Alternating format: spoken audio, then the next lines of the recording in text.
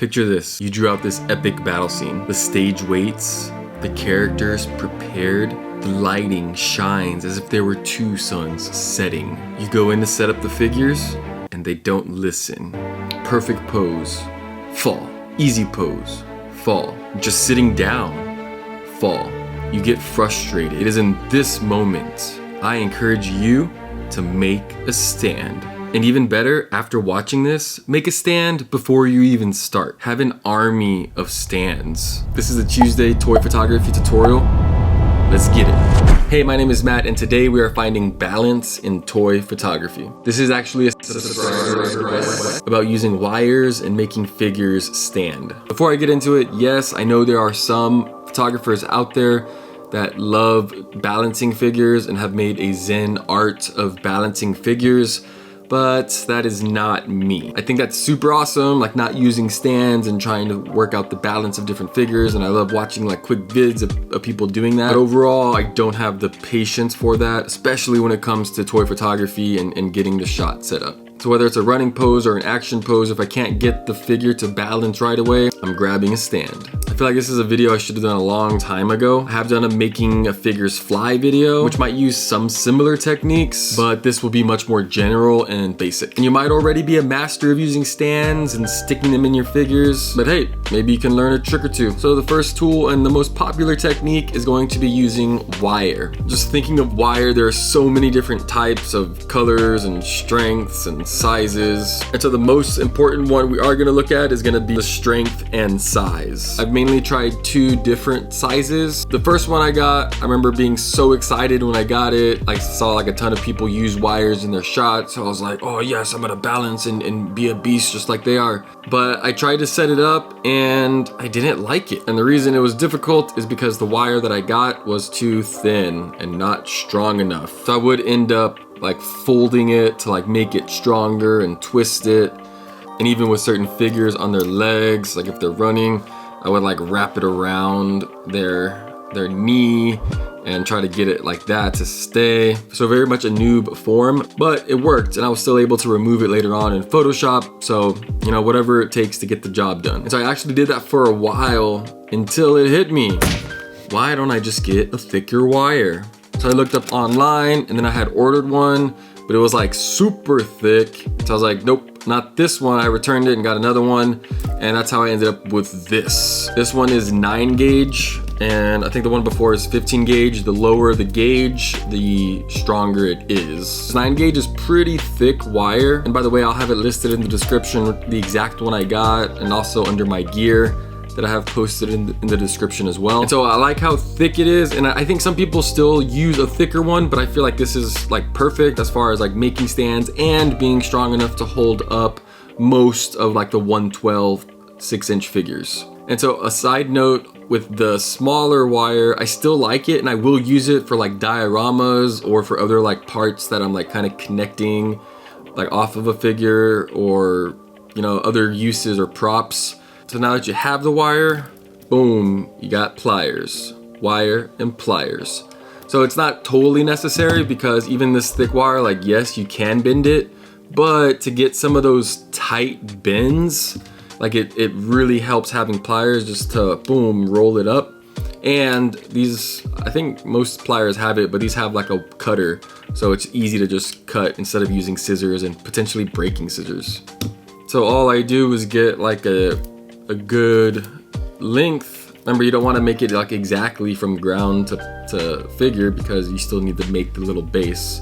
So I usually cut like a good 6 inches or so. And so the most common way that I fold this is going to be with like a triangle base. So using the pliers, I will like fold like once on that end, and then fold like again.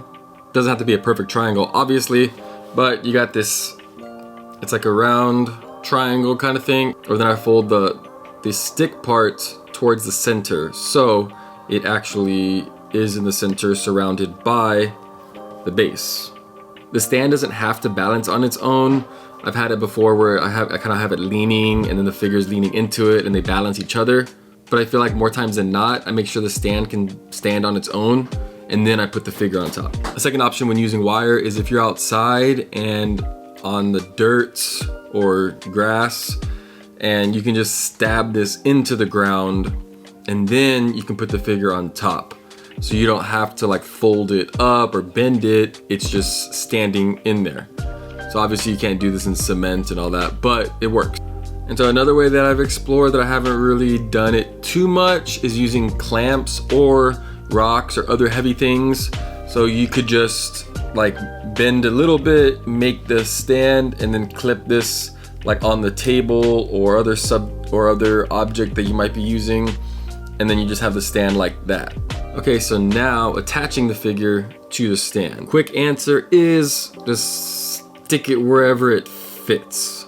I try not to make it obvious and put the wire directly in front of the subject, although sometimes I did do that. It just takes a little more work to edit it out. So common places that I attach the figure to are gonna be the hip/groin joint, and kind of just like pop it in there so they're doing a running pose, and then so it opens up, and then you just stick it in.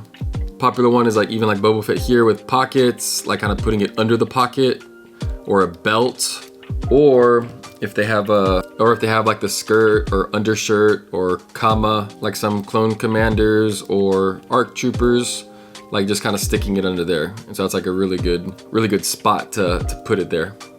And it hides most of it. And so other ways, like I did recently with a battle droid, they were really hard on my slick table to balance and to stand, even just upright. And so what I did was I just had them like in their pose, and I had the stand up, and then I kind of like leaned it on him almost. So I wasn't really sticking it anywhere, it was just a stand, and then the battle droid leaning on the stand. And so that really worked because the battle droids are so lightweight. With the beefy figure, it might be a little more tricky depending on what the pose is. Besides wires, some other tools that I use are gonna be these rigs that I did buy for stop motion that I do plan on doing in the future, but they actually come in really handy with toy photography. So they have these alligator clips, which like I've used for like painting stuff as well. And it's really cool because it can almost like grab on to almost anything, and it's pretty tight. I guess the trick with this is that it can damage some figures. For the most part, for me, I don't mind it. And by damage, I mean like little indentions, because it's not like I'm putting it on their face and scratching up their visor or whatever. And so if it's like a harder plastic, like around their shoes, you won't see anything, or their legs. But like material like this soft rubbery plastic, like if you put it on there, like it might indent after a while. And so this one was originally a watch repair. It came with 2 clamps and a magnifying glass. We took it apart and put it together to make this. So the most common time I'll use these is I have them in like a running pose, and then I just clip it to the back of their foot, and boom, like it pretty much holds them in place, and so I can move the rest of their body to how I want it. I'm able to position them pretty freely.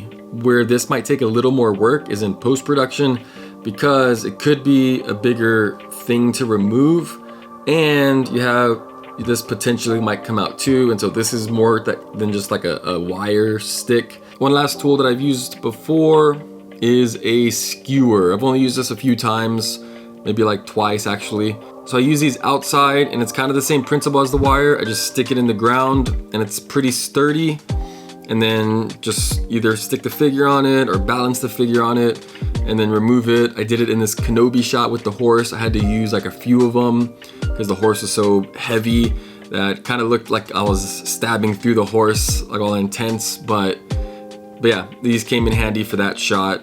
And our shot's complete, so thanks for watching.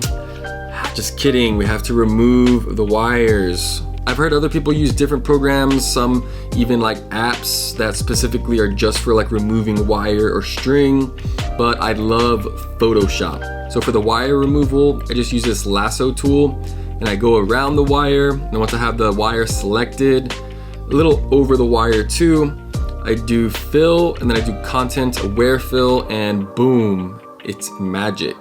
So try some wires and try some rigs, make a stand and bring balance to your figs to create and inspire.